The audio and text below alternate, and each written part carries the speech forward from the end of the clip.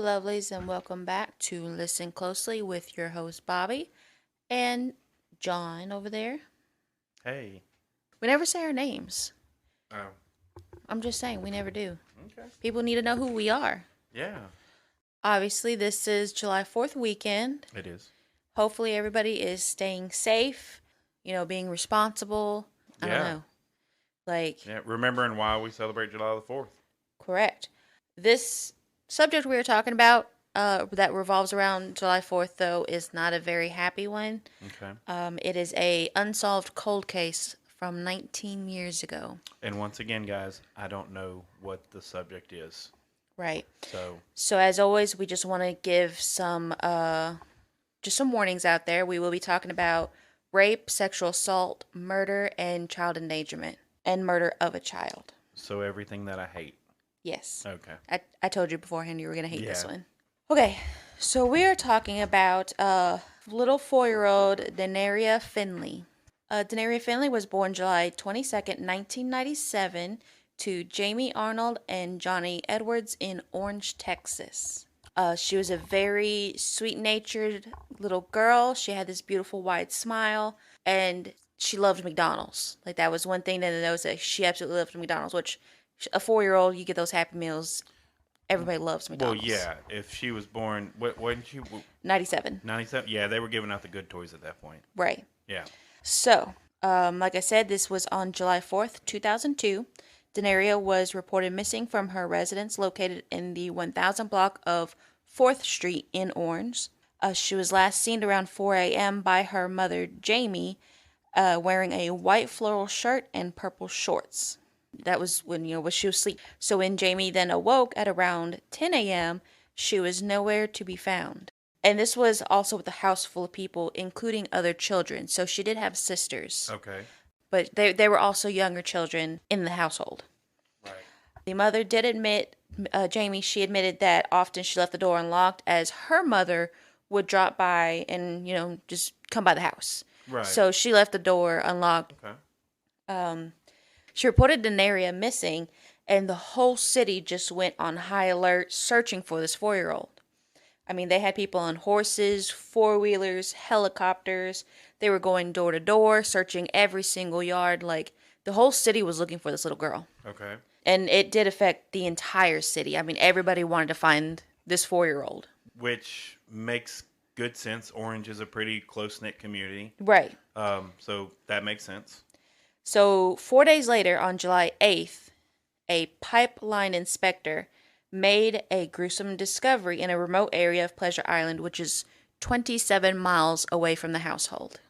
After, DNA and autopsy reports and everything, they did confirm that it was little Dannarriah's body that was found. So that is 27 miles away from her home. The autopsy results confirmed she was sexually assaulted before being strangled to death, then wrapped in a pink flowered bedsheet and left at Pleasure Island. I know it's already hitting you hard. That's why I say I'm very sorry for this one. Yeah. For her funeral, as you said, Orange is a very close-knit community, and everybody was so impacted by this that over 700 people attended this funeral. Like, the whole city was just so impacted at the loss of this little girl. The Orange Police Department partnered with the Port Arthur Police Department, the FBI, and the Texas Rangers, and everybody just wanted to solve this case. But no real evidence really came about. They had this flowered pink bedsheet that that she was found in, and they tracked down leads with it, but nothing really stuck. They did know that bedsheet was discontinued, so it was no longer in use. Right. They just wanted to find who did it. Right. That was the main on everybody's mind, on Jamie's mind, on the police. They wanted to get down to this case. The investigators actually did look into the case periodically in hopes to see something new or see something different. As we know from, like we talked about the last episode, that forensics has definitely improved over the years. I mean, this was back in 2002. 2021, we're seeing way more new techniques and better data coming out of these old cases that they can, analyze. So they are still submitting this DNA into different labs. And the suspect list is growing smaller and smaller, but they still have no real good leads. After the last episode, I did a little research, and they call it blood tracing. Um, it's where you use the DNA that's prevalent to research a specific genealogy. And it's actually, like, when you actually dig into it, it's fascinating, like what Right. they can find with just a simple, and it doesn't even have to be blood. It could be saliva. It could be anything. Right, just any kind of anything that has DNA. Yeah. Yeah. Like, it's amazing. But anyways, Yeah. So, I mean, it is growing Man. smaller and smaller. It's been 19 years. yeah. We do have new ways of testing, and any sort of DNA that they have gotten off of either her or the bed sheet, they're still hopeful. They're still remaining hopeful. Even after 19 years, they still want to find answers. And Jamie believes someone has information to solve this case. And she pleads every year, I mean, every day really, for anyone with information to contact the police. Right. And the police are even, they want somebody to come forward. And they do believe that eventually, with the evolving technology and things, that it will be solved. And they're very hopeful about it. Right. For anyone that does have any information, you can contact the Orange Police Department at 409-883-1026 or the Port Arthur PD at 409-983-8624. We're definitely telling you, Yeah. if you know anything, even if you think it might not really be that big of a deal, just let them know. Yeah. Please. Your tip Yes. might help solve this. Yes. Please. Or give them new leads. Man. And obviously, like we always say, prayers for the family, Yes. prayers for the little girl. I mean, like I said, she had sisters. She had a mother that loved her, Yeah. a father, and they are still hurting. They need those Yeah. answers. So if you do have any sort of tip, please, please contact the police department and let them know. So let me go back to the facts of this case. Yes. Okay. So the little girl was 4 years old. Correct. Okay. And you said that every now and then that the mother would keep the door unlocked because her mother would come and visit. Correct.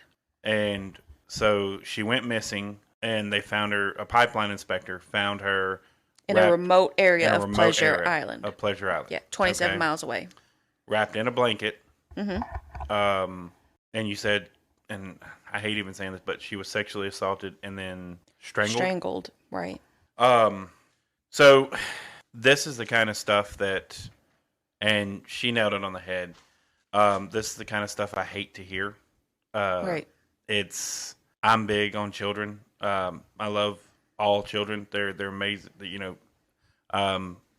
and it just, I'm not going to spend too much time on whoever this sicko is, but I mean, just think about it. She would be 23 right now. yeah, I mean, there's no telling what she would have done. yeah, She might have been going to college. She could have been a loving mother herself. I Yeah. mean, her life was snubbed out before it even began. At 4 Right. years old, she was in pre-kindergarten, and the teachers loved her.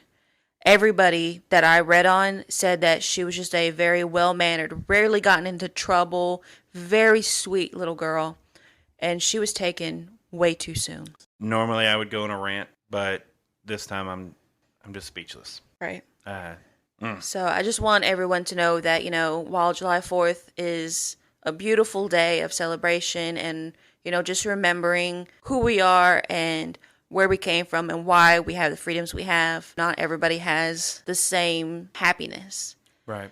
For this family, it is definitely not a joyous day. It is a very sad, solemn day of still asking questions and still not getting answers. Right. As American citizens, we have the right to speak out.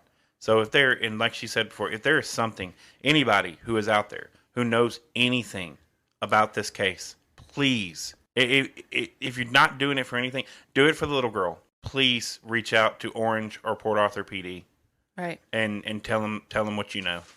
Which I'm going to give those numbers again because Yes. I really think they are needed. Yes. So to contact the Orange Police Department, it's 409-883-1026 or 409-883-1095. Yeah. Or contact the Port Arthur Police Department at 409-983 8624 or 409-983-8638.